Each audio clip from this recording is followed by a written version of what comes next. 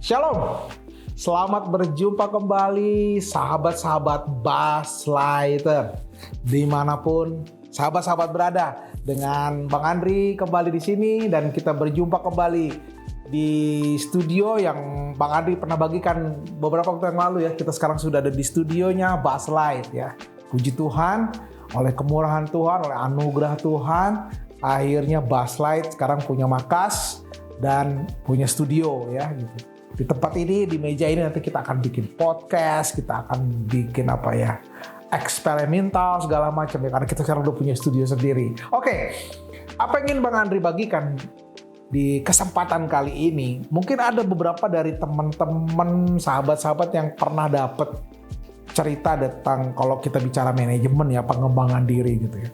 Positive thinking, kekuatan sebuah pikiran gitu ya. Ya, jadi itu sering didengung-dengungkan.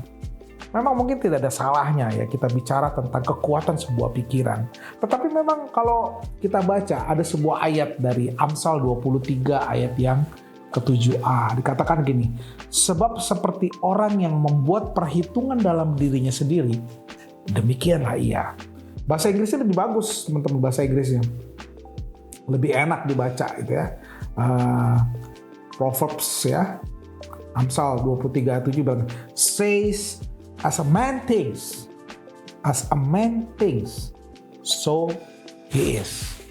Jadi seperti apa yang dipikirkan dia ya seperti itulah yang terjadi. Ini memang ini kekuatan sebuah pikiran. Tetapi sekali lagi teman-teman, ini juga yang bisa dimanipulate ya, dimanipulasi oleh dunia ini, oleh pengajaran di dunia ini, oleh iblis gitu ya, sehingga ya orang mungkin menjadi punya ambisi. Itu kan ditimbul dari pikiran dalam bayangan imajinasinya.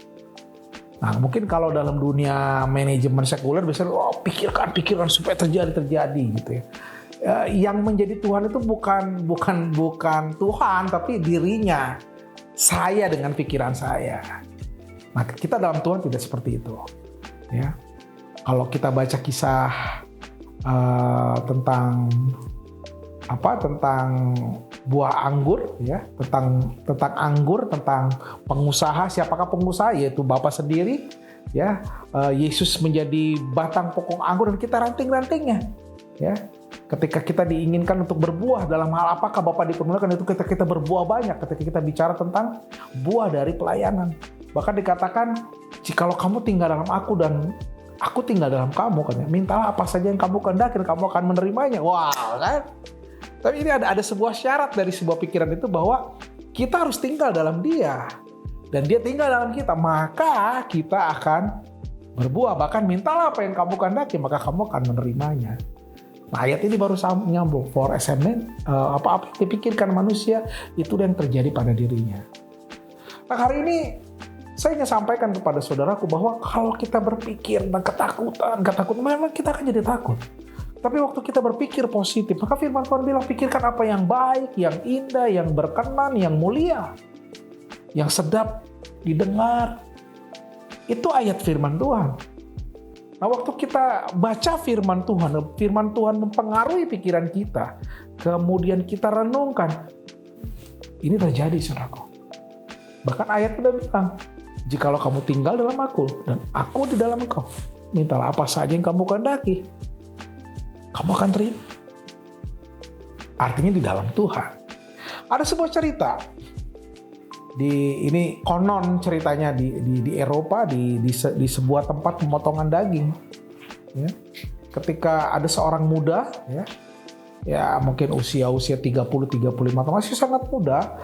Dia ketinggalan, jadi ini pabrik gitu ya, pabrik pemotongan daging, dan pabrik itu kan pakai pendingin ya, karena daging ya.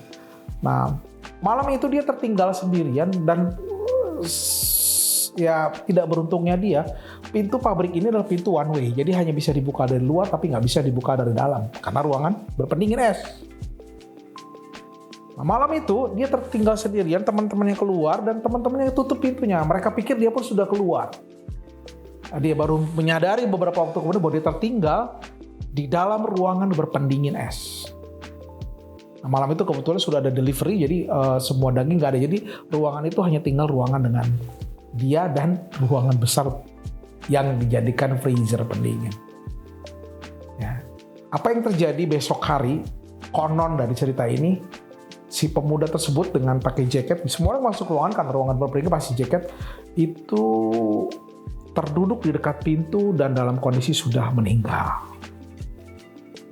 Nah, kemudian dilakukan otopsi, ya, apa sih penyebab kematian dia? Karena ternyata malam itu sebetulnya tidak ada lagi daging karena sudah delivery, dan malam itu pun juga sebetulnya ruangan itu dimatikan pendinginnya. Tapi kan Anda bisa bayangkan sebuah ruangan yang berpendingin dimatikan dan hanya sendiri tetap dingin dong gitu. Tapi menurut dokter tidak ada alasan pemuda ini mati atau meninggal karena dia pakai jaket.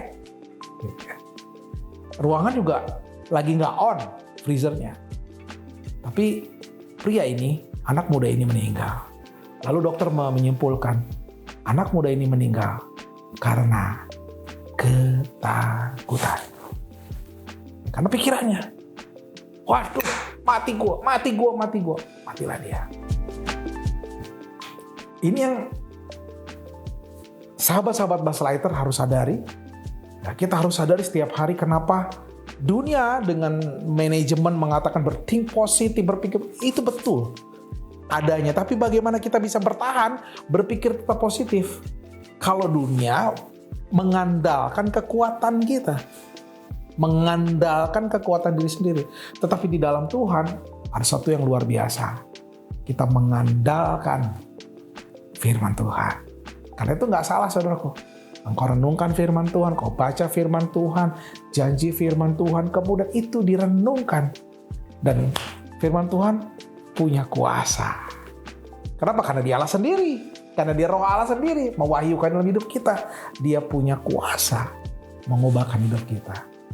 So, seperti Amsal 23 tadi katakan, seperti apa yang kau pikirkan, terjadilah seperti apa yang kau pikirkan.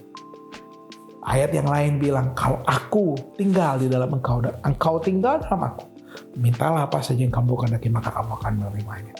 Jadi saudaraku, ini memang related banget, berhubungan banget. Tapi ada sebuah sebab dan akibat. Ketika kita tinggal dalam Tuhan, maka berbuah hanyalah sebuah dampak yang pasti. Ya, kenapa? Karena buah itu yang Tuhan inginkan.